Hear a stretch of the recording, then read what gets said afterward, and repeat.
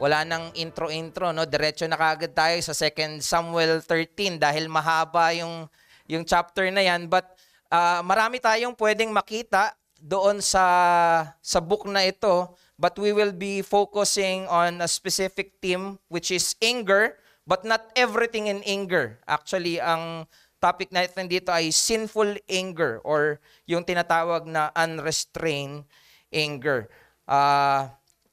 Iniisip ko na i-quote dyan, galit na galit, gustong manakit. No? Pero in here, hindi lang pananakit yung nakita natin, kundi pagpatay. We've seen in 2 Samuel 13 yung trahedya na nangyari sa pamilya ni Haring David dahil sa kinimkim at hindi pinipigilang pagkagalit na nauwi sa paghihigante at pagpatay maging ng sarili niyang kapamilya. Pagpatay ni Absalom kay Amnon. No? Nakilala natin si Amnon, ang panganay na anak ni David na nagkaroon ng masamang pagnanasa sa kanyang stepsister na si Tamar. Ito rin yung problema dahil maraming asawa din si David. Sila Absalom at Tamar ay anak nung napangasawa ni David ni si Maaka na yun, lolo niya yung sa Geshur, yung nabasa natin kanina. Kamag-anak ni Absalom yung tinakbuhan niya after patayin niya si Amnon. So nakita natin na nung nagkagusto si Amnon kay Tamar, sabi doon ay pag-ibig. Nakita rin natin yung pamangkin ni David, pinsan ni Amnon na si Jonadab na tagapayo ni Amnon. At dito ay pinayuhan ni Jonadab na magpanggap, no? Pinayuhan niya na magpanggap ka na may sakit para mapalapit, no? Gawin mong pagkakataon 'yon para makalapit sa iyo si Tamar. At yun nga ang nangyari nung madala si Tamar ay pinatawag ni Haring David. By the way, may special treatment si David kay Amnon dahil panganay nga siya at yun ay next to the throne. Kaya makita mo, alam ni Jonadab na kapag nagkasakit ka, dadalawin ka ng hari kahit gaano kabisi yung hari. Pupuntahan ka nun. At yun nga yung nangyari, pinuntahan ni Haring David si Amnon nung nagkasakit. At nirequest ni Amnon kay David sa kanyang tatay na si Haring David na papuntahin ang kanyang kapatid na si Tamar. By the way, in their culture by then, normal lang yon na yung kapatid na babae ay nag-aasikaso. Kaya makita mo, marunong siyang mag-bake ng tinapay.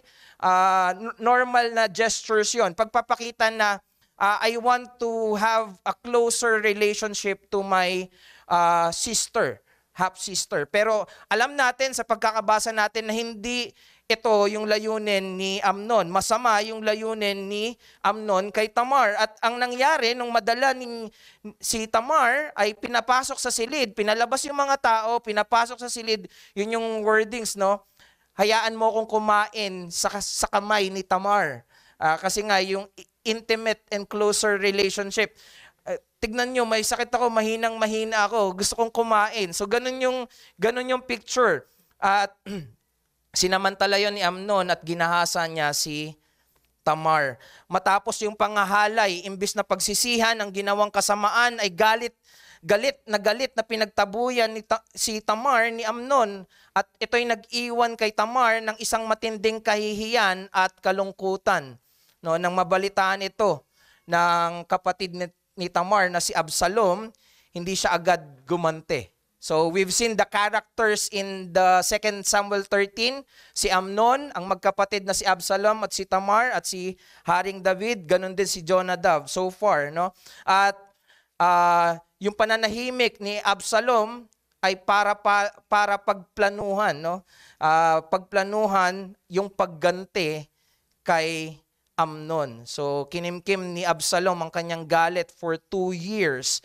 Kaya't nung nagkaroon ng pagkakataon si Absalom na imbitahan si Amnon sa isang handaan, ito'y kanyang pinapatay. Yung binabanggit kanina na meron akong tagagupit ng balahibo ng tupa, actually that is similar to like harvest. Parang celebration siya. Oh, marami kaming harvest. At magkakaroon ng piging, handaan. Usually, kapag ganito, family event to.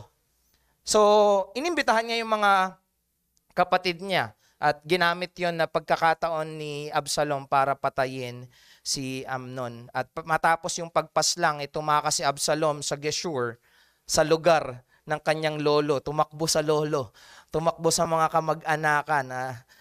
At doon siya nanatili ng 3 taon habang si Haring David ay nagluluksa sa pagkawala ng kanyang mga anak. Nawalan siya ng panganay na anak na si Amnon at nawalan din siya ng anak na si Absalom dahil tinakasan siya nung anak niya. So nakita natin sa chapter na ito ang iba't ibang uri ng galit at ang makasalanang pagtugon sa emosyon ng pagkagalit. So gusto ko lang i-clarify, yung pagkagalit mismo ay hindi kasalanan, no?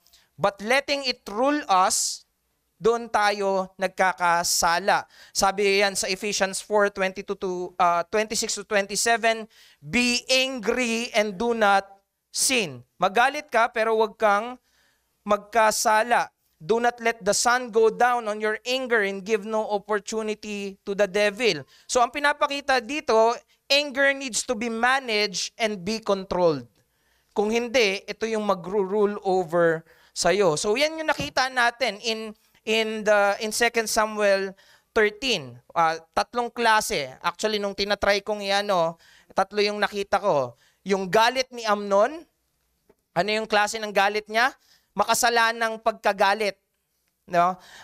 Pagkagalit para pagtakpan ang kanyang ginawang kasalanan. Di ba ganyan madalas? Pag may nagawang kasalanan, magagalit na lang para pagtakpan yung kasalanan. So matapos niyang pagsamantalahan si Tamar, bigla siyang nagalit sa kanya ng higit pa sa kanyang dating pagnanasa. I want you to also see this, no? Sabi sa text natin, may pag-ibig siya kay Tamar, pero nagnasa siya kay Tamar. So we've seen there that lust is not love. I want you to take note of that. Na yung pagnanasa ay hindi pag-ibig. Kaya gano'n na lang yung nangyari. At yung galit na naramdaman at pinakita ni Amnon ay hindi bunga ng kanyang pagsisisi sa nagawa niyang mali, kundi isang paraan para iwasan ang kanyang responsibilidad at itago ang kanyang kasalanan. Isang mapanganib na klase ng pagkagalit. At nakita rin din natin dito yung galit ni David.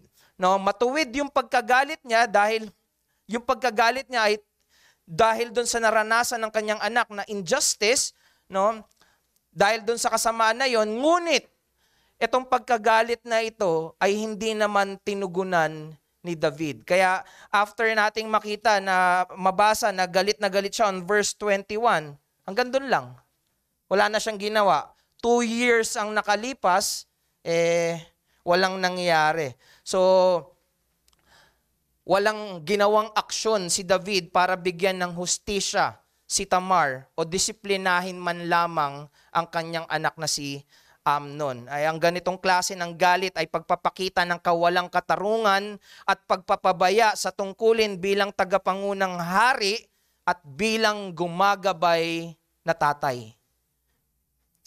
Pangatlo, yung galit ni Absalom.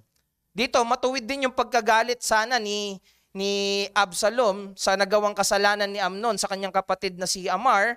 Pero ang nangyari ay kinimkim niya ito at inalagaan.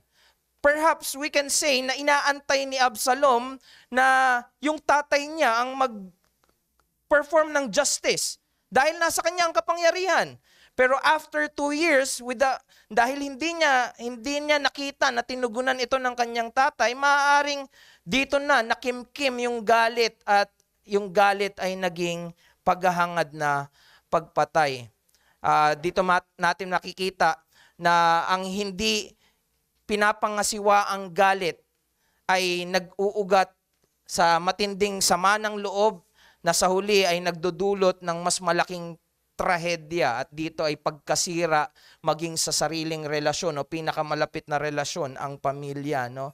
Pinakita dito na ang galit maging ang matuwid na pagkagalit sa una, kung tutugunan ng mali ay merong mapanirang resulta. Maging ang matuwid na pagkagalit kung hindi tutugunan ayon sa hustisya, kaparaanan at katwiran ng Diyos, ay tiyak na magbubunga ng malaking kasamaan. No? Ang galit na hinahayaan lang, ang galit na inaalagaan sa puso ng isang makasalanan ay magre-resulta ng isang tiyak na trahedya maging sa pinakamalapit na relasyon, ang pamilya. No?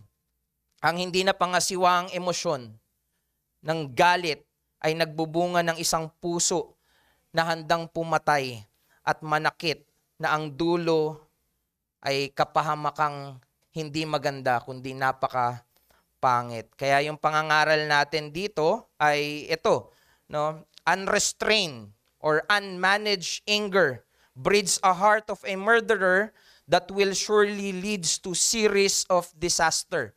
Ang hindi pinapangasiwaan, pinamamahalaang galit ay nagpapalago ng puso na handang pumatay na tiyak nahahantong sa sunod-sunod na pagkasira at kapahamakan. So, what are the consequences? This is the question that we have. Ano yung mga consequences ng inaalagaan at hindi pinamamahalaan na galit? It has an effect internally and externally. Ito ay may epekto sa ating mga puso at maging sa ating relasyon. Kaya ito yung dalawa nating titignan. No? Una, yung epekto nito internally sa ating puso, unmanaged anger creates a heart like that of a murderer. Ito'y lumilikha ng puso na tulad ng sa isang mamamatay tao. Pangalawa, unmanaged anger.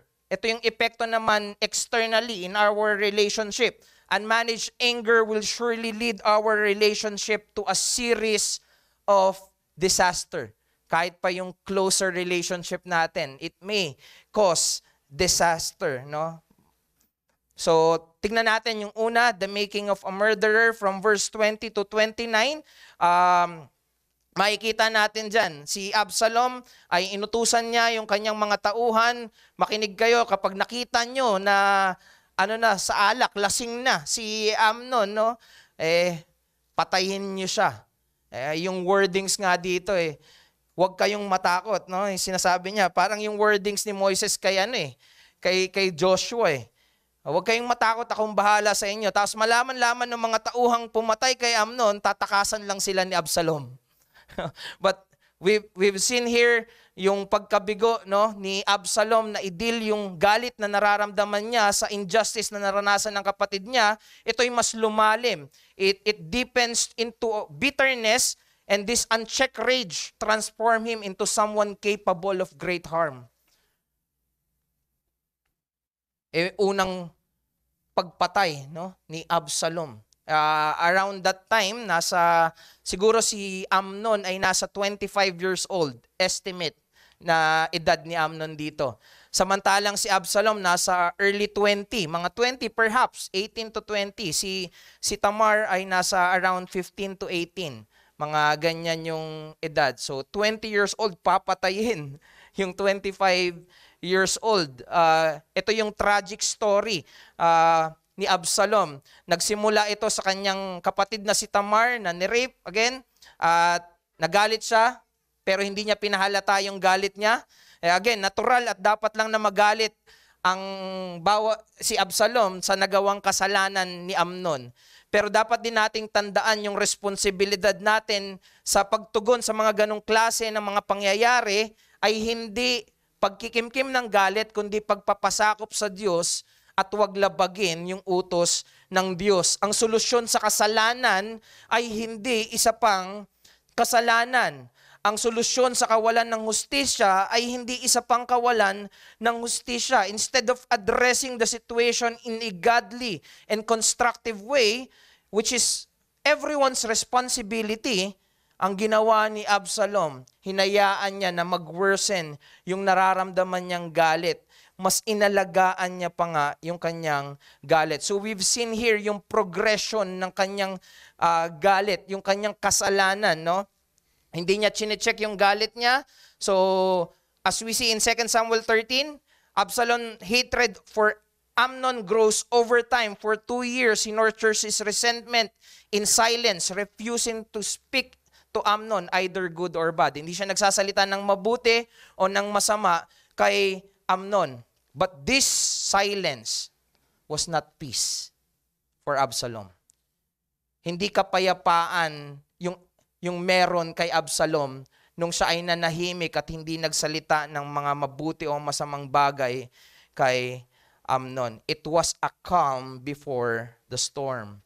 Absalom's silence is not indicative of forgiveness but a simmering anger and hatred. Sinuppress niya yung kanyang nararamdaman outwardly, but inwardly, his anger intensifies. Nakita niyo yung epekto nito internally. Instead of seeking justice through his father, kay David, or entrusting the matter to God, anong pinili ni Absalom? He will take this matter into his own hands. So ang ginawa niya, plinano niya, 2 years, he orchestrates the murder of Amnon at a family gathering. At ang nangyari, bloodshed. No? So makikita natin dito that unmanaged anger will shape our hearts, leading to hatred, the very place where murder starts. No, napakapangit na kapag kinikimkim at hinahayaan natin ang galit na ating nararamdaman, hindi natin namamalayan, hinuhubog na nito yung puso natin into a point of such na handa na tayong mawalan ng pakialam sa iba. Na kahit mamatay sila, okay lang, wala na tayong pakialam. No? And this is very dangerous progression of sin for any one of us because of not managing the emotion of anger. So unmanaged anger doesn't just remain anger. Ang galit, pag kinimkim mo, ay hindi lang mananatili na galit. Ito ay lumalago at ito'y pinapadilim ang iyong puso at na binubulag ka para makita mo na nasa Diyos pa rin ang hustisya at nasa Diyos ang biyaya. No, you fail to see God's justice and God's grace in those times. Even si David, kilala natin siya. Kapag every battle ang ginagawa niya, he will always inquire and seek the Lord. No, hinahanap niya, anong gagawin ko, O Diyos? Maraming instances dito sa 1 Samuel and even 2 Samuel na hinahanap niya yung kalooban ng Diyos. But in this case, we don't see that. Galit na galit siya and then after that, wala nang sinabi kung ano yung ginawa niya. No? Nanahimik siya. Again, I believe that's one of the reason why na si Absalom ay mas lalong nagalit dahil nakita niya na walang ginawa si David. Hindi man lang in-inquire sa Diyos. So, makita natin that anger that is not surrendered to God grows into bitterness, resentment, and eventually it progress to destructive action. No? Alam natin to sa loob nga lang ng pamilya. Pag meron kang galit, most likely, no, habang tumatagal, mas lumalago siya. So, what we see here is that kapag may galit pala, dapat isinusuko sa Diyos. Hindi yung ginawa ni David. Wala tayong nakita dito na tao sa binasa natin na nung naramdaman niya yung intense emotions of anger, ay isinuko sa Diyos. But Jesus Himself warned us about this progression in Matthew 5:21 to 22. Dito in-equate yung hatred with murder in the heart, no? Yung pagkagalit, kung galit ka, ay parang itinuturing na pagpatay na yon. So in the case of David, ang hindi tinugunan at hindi pinangasiwa ang galit ang nagtulak sa iba na gumawa ng masama. Dahil hindi niya tinugunan yung kanyang nararamdamang galit, hindi niya inilapit sa Diyos, hindi niya sinuko sa Diyos, hindi niya hinanap yung kaparaanan ng Diyos, hindi lang siya yung nagpapahama. Yung mga tao sa paligid niya, mismong anak niya, ay siya mismo ang nagtulak para gumawa ng masama. In the case of Absalom, dahil sa galit na kinimkim nito, ito yung bumulag naman sa kanya upang hindi makita kung ano yung dapat na gawin na tama. Ang inaalagaan galit ang isa sa mga nagiging matibay pang dahilan para pabayaan yung ugnayan at relasyon sa ating mga kapwa. 'Di ba? Sila na galit. Sila yung walang pakialam kung sino yung madadamay at masisira. Walang pakialam. Kaya maging babala nawa sa atin na yung inaalaga ang galit ay hindi lang tayo itutulak o tuturuan na manakit, kundi sinasanay tayo nito na pumatay kahit sa ating relasyon na pinakamalapit. No, masdan mo yung mga pamilya kung saan ang mag-asawa ay hindi nagpapatawaran. Bakit? Dahil sa, sabi nila, matinding galit. Masdan mo ang iglesia na mga kapwa Kristiyano ay nagkakagatan. Bakit? Dahil sa kinimkim na galit. Most of those are due to unrestrained anger that they have cultivated in their heart. That's very dangerous sa bahay at maging sa bahay ng Diyos. Ito ay parang massive wildfire just this year na nangyari doon sa California. No? Nagsimula sa maliit hanggang sa kumalat. So we've seen there, we are reminded na ang binabaliwalang maliit na apoy ay maaaring mag-cause ng massive wildfire. No? Similarly, ganito yung galit. Maliit lang sa umpisa, binabaliwala lang sa umpisa, but imagine what it do to your heart. No? Anong ginagawa nito sa ating mga puso. So ang hindi inaapulang galit ay maaaring maging malaking hadlang sa paglago ng isang kabataan sa kanyang responsibilidad. Pero this is also true for every one of us. Tayo na mga tagapanguna, maaaring palabuin ng galit ang pag-iisip natin kung paano tayo magpasya, ano yung dapat nating gawin. Maaaring palabuin nito at itulak tayo nito sa padalos-dalos na kilos na inuuna yung emosyon kaysa yung maingat na pagdedesisyon. Di ba ganyan kapag galit? Saka naiisipin kung ano yung consequences.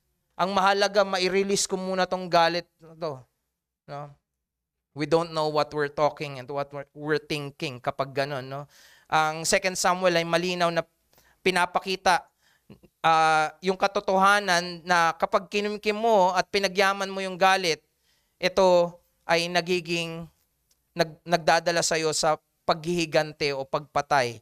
Sa isang nagkikimkim ng galit, pansinin nyo, walang kapakapatid.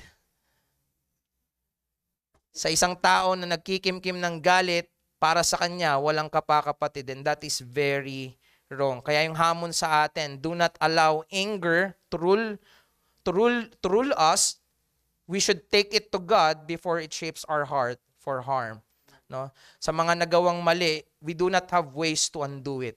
Kapag nagalit tayo, nakagawa tayo ng mali, walang rewind button na pipindutin mo para ulitin ko na lang. And that is actually okay. No? Minsan may mga times tayo pag nagawa natin, halimbawa sa kalsada, no? Dapat hindi ko na tinignan. Nagkainitan patuloy kami. Sana hindi ko na binusinahan ng malakas, no? Na nagalit pa ako. Again, may mga mangyayari na napaaway ka, etc., wala nang rewind button. But that's okay. Dahil lang binigay sa atin ng Diyos ay hindi rewind button but forgiveness. Hindi mo na maibabalik pero pwede kang humingi ng kapatawaran. I've seen this even in the road, no? Pag may mga tao na nakagawa ng mali sa iyo at yung tao na yon na hindi mayabang at hihingi ng kapatawaran, settled na. Di ba? Hindi na nagkakainitan. Kahit nga yung galit halimbawa galit, ano ba? Wala ka sa linya, ganyan. Tapos pag yung tao na yon ay nagpakumbaba, kahit yung galit, biglang kumakalma.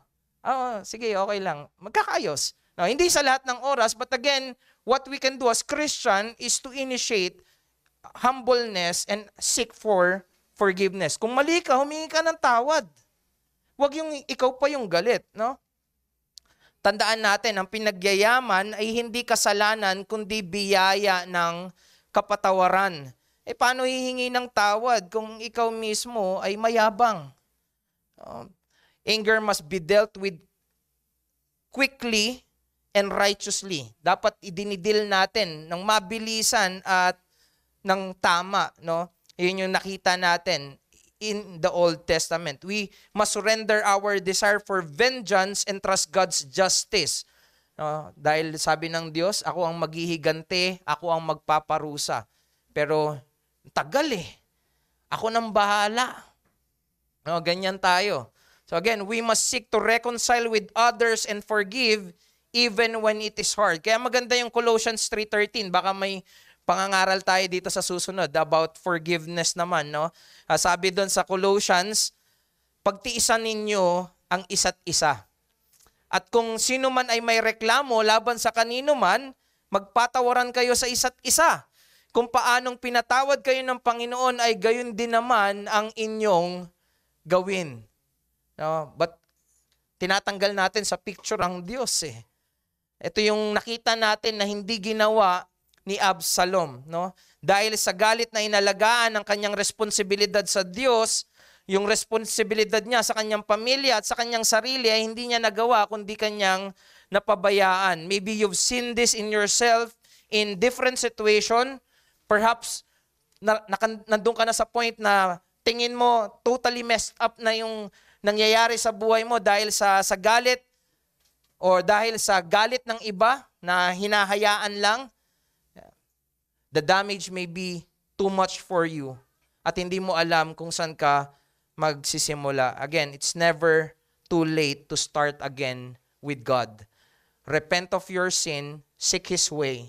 Hanapin mo yung kanyang mga kaparaanan. Ilatag mo sa kanya yung mga galit na inaalagaan mo, yung mga kasalanan na sisira sa kalagayan mo. Turn to the Savior of sinners, even those na merong puso na parang katulad ng sa isang mamamatay tao. There is always hope found in Christ. Hindi pa dulo, no? Kung naaalala nyo yung thief on the cross, yung magnanakaw na yun ay tinatawag din na kriminal. Alam nyo, during that time, hindi naman sila papatayin dahil lang may kinuha silang simpleng bagay, no? Hindi sinabi to sa scripture, but if you would look at most ng mga writings, ay assume na itong thief on the cross, itong parehas na thief on the cross, ay involved sa mga serious crimes like insurrection, paglaban sa gobyerno, and even murder. Isa lang to, no? Pwede rin silang mga mamamatay tao. And yet, isa doon sa mga magnanakaw ay naligtas. Maging si Paul, no, who claimed to be the chief of sinners. Pangunahin, sabi, nagpapapatay ng mga Kristiyano. Even Paul himself as chief of sinner is also a murderer. Pero ano yung punto ko? Murderer or even the chief of sinner can find forgiveness and salvation in Christ. Pwedeng ang tingin mo sa sarili mo dahil sa mga galit na ipinakita mo ay wala nang solusyon, pero meron pa rin kapatawaran kay Kristo. Magsimula ka at bumalik ka kay Kristo. Hindi hinanap ni Absalom ang Diyos at yung kaparaanan ng Diyos kung kaya siya ay napahamak, no? Ay maging babala to sa ating lahat. Kapag nagkakamali ka at nagkakasala dahil perhaps on unrestrained anger, saan mo hinahanap? Saan ka nagsisimula? Tandaan natin, hindi ito wala lang. Huhubugin ito yung puso mo to the point na titigas yung puso mo hanggang sa mawalan ka ng pakialam sa mga tao sa paligid mo. No? Ang problema, hindi ka sa mga tao unang nalalayo.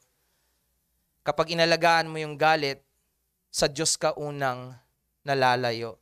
Sabi ni Richard Baxter, the fire of anger, if not quenched, consumes the whole soul. If it's not quenched, it will consume you. No? Not just the heart, but the whole soul. Pero pansinin din natin, yung galit, hindi lang neto naapektuhan internally yung puso. It has an effect externally. It destroys relationship. So, if you want sure way to disaster, walang ibang kundi unrestrained anger. No? Yan yung nakita natin with here. Ang pagpatay ni Absalom kay Amnon ay hindi lang nagdulot ng kanyang pagbagsak, kundi nasira din ang kanyang ugnayan sa pamilya at ang kanyang katayuan sa kaharian. No? Maganda yung posisyon niya bilang anak ng hari, pero wala na siyang pakialam doon at nasira din yon, no? Absalom took justice into his own hands, a role that only belongs to God.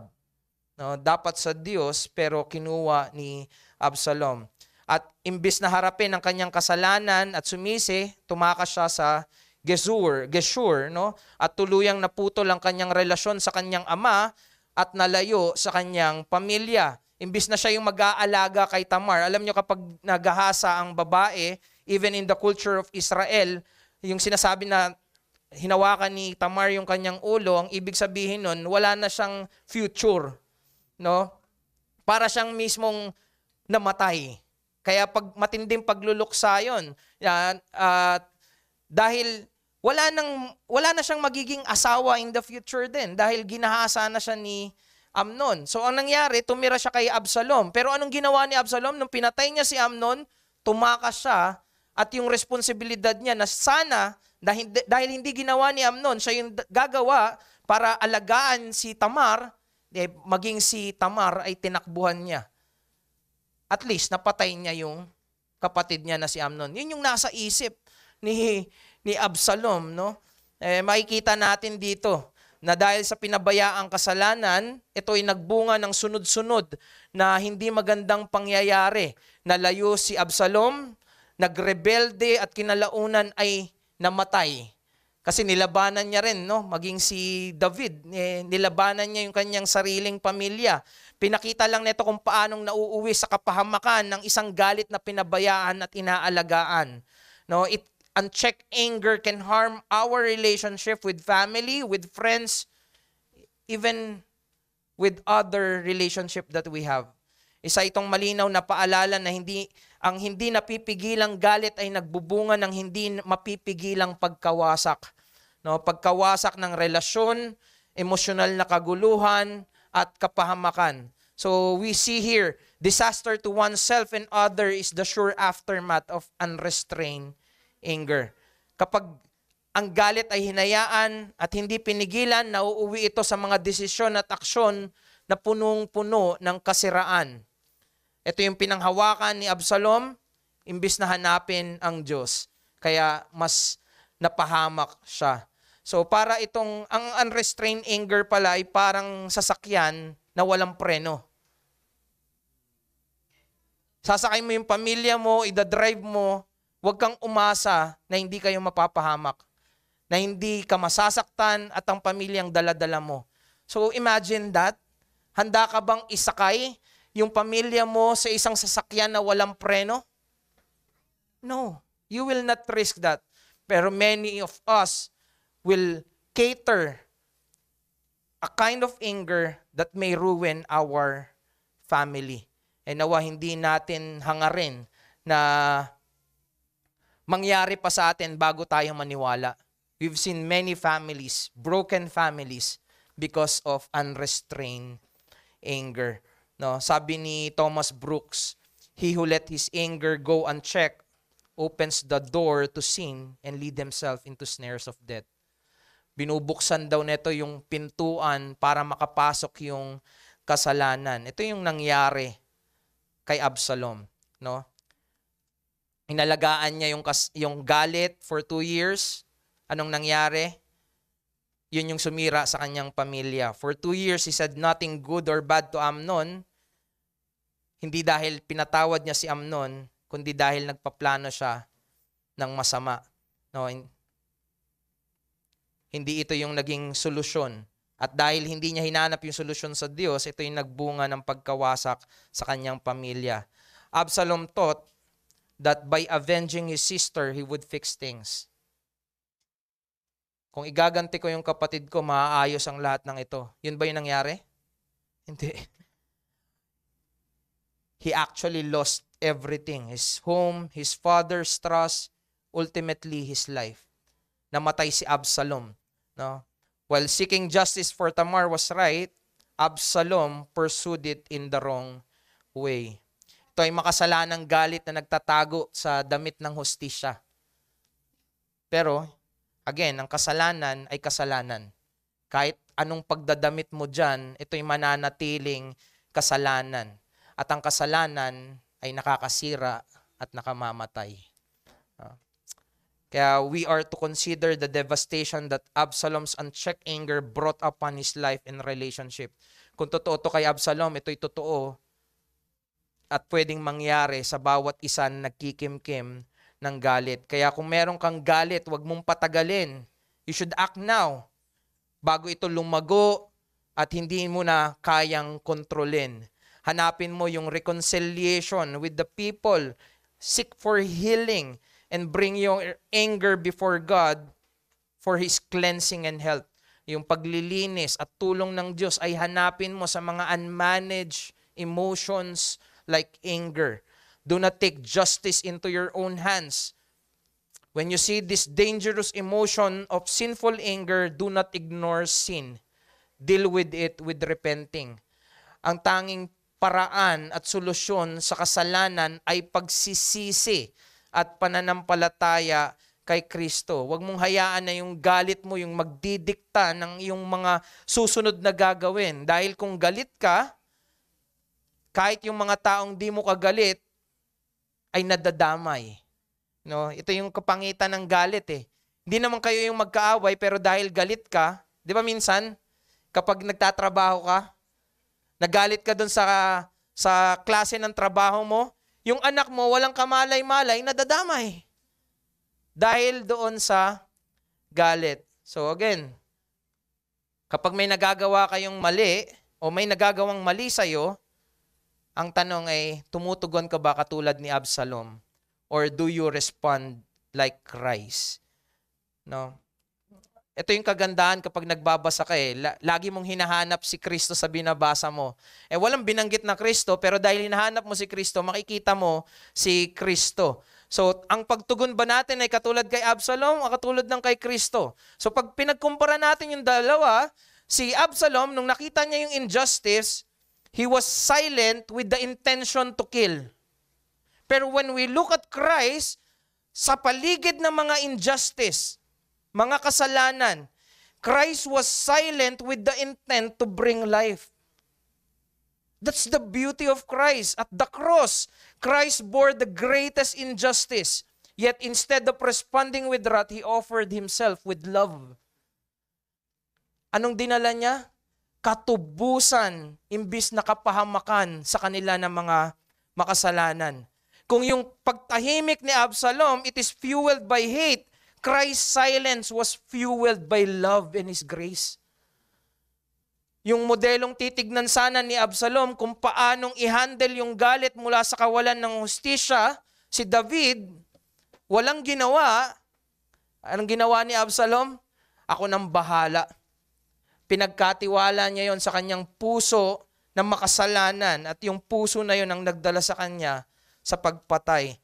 Pero bilang mga tao ng Diyos, hindi tayo katulad ni Absalom na para bang walang titignan.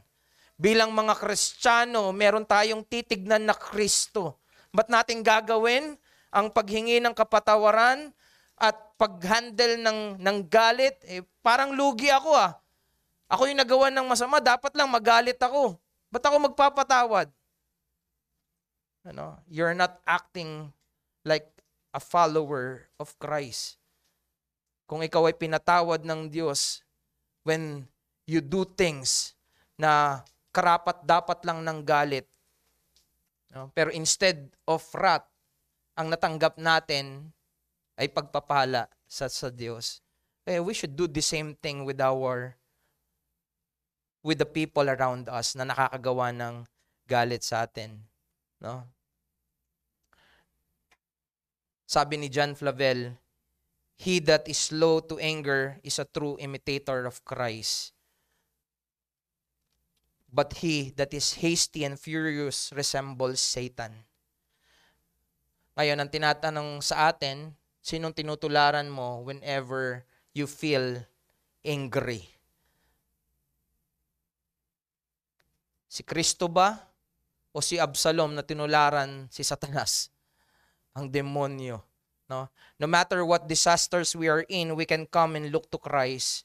Remember, kung saan nabigo si Absalom, nagtagumpay ang Panginoong Hesukristo. Kung si Absalom ay nabigo dahil sa galit, si Kristo naman ang nagtagumpay sa pamamagitan ng kapatawaran at pag-ibig. So ang katagumpayan pala ay nasa pagpapatawad, hindi sa pagkikimkim ng galit.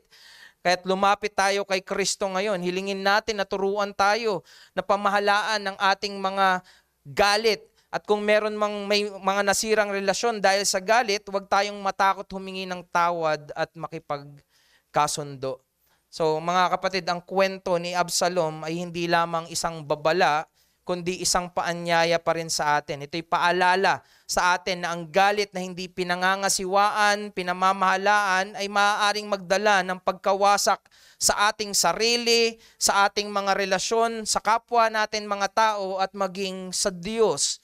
Ito yung nakakatakot, maging yung maayos at malapit mong relasyon sa Diyos. Ngunit ang magandang balita ay hindi ito kailanman ang katapusan. Hindi ito yung katapusan ng kwento. Hindi ito yung katapusan ng kwento para sa mga taong tumatalikod sa kasalanan at lumalapit kay Kristo. It could be an end, pero kung hindi tayo lalapit at hihingi ng kapatawaran at lalapit kay Kristo,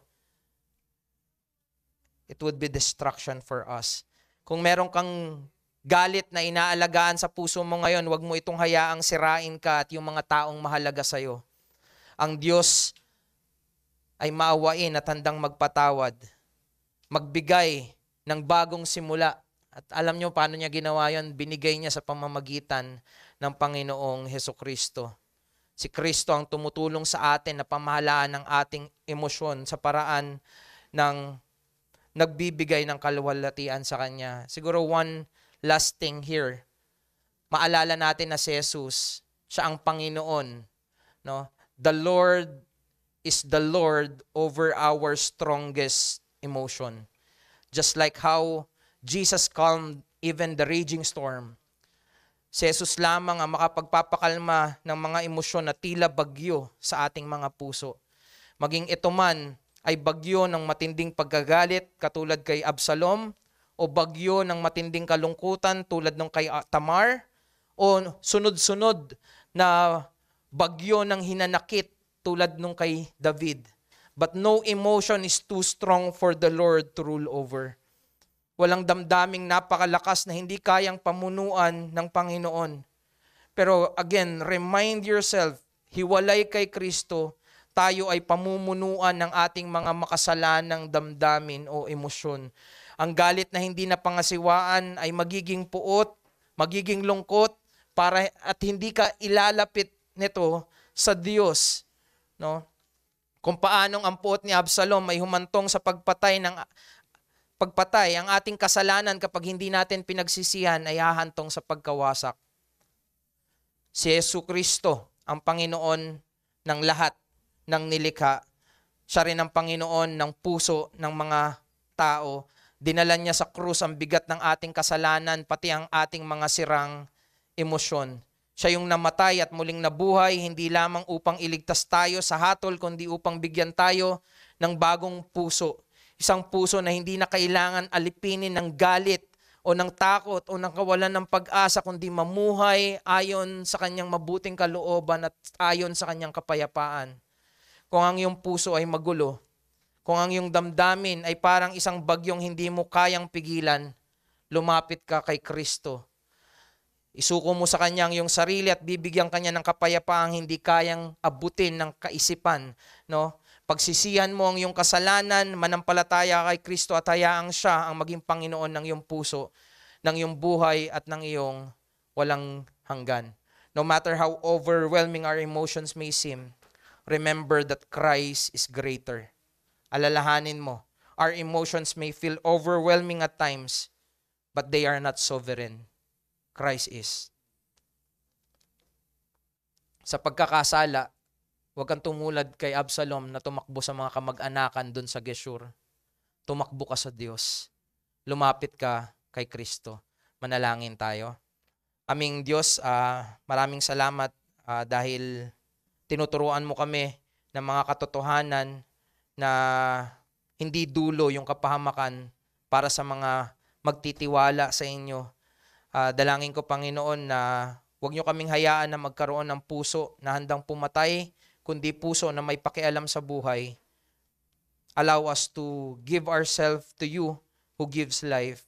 At ganun din, huwag niyong hayaan na masira ang aming mga relasyon dahil lang sa pagiging makasalanan namin at kung paano namin i-handle yung aming mga emosyon. Ito'y mapanganib, pero salamat dahil ang Panginoong Jesucristo ay nagtuturo at pinapangunahan kami. May we have a good relationship with the people around us as we learn to forgive and as we learn not to cultivate or not to wag naming pagyamanin at talagaan yung mga makasalanang pagkagalit, O Diyos. Kaya tulungan nyo kami at salamat dahil meron kaming pag-asa. Salamat dahil merong ebanghelyo ni Kristo. Dalangin namin kapag kami ay nagalit, kami matutong tumingin sa kaparaanan ng ebanghelyo. Ito ang aming dalangin sa pangalan ni Kristo. Amen.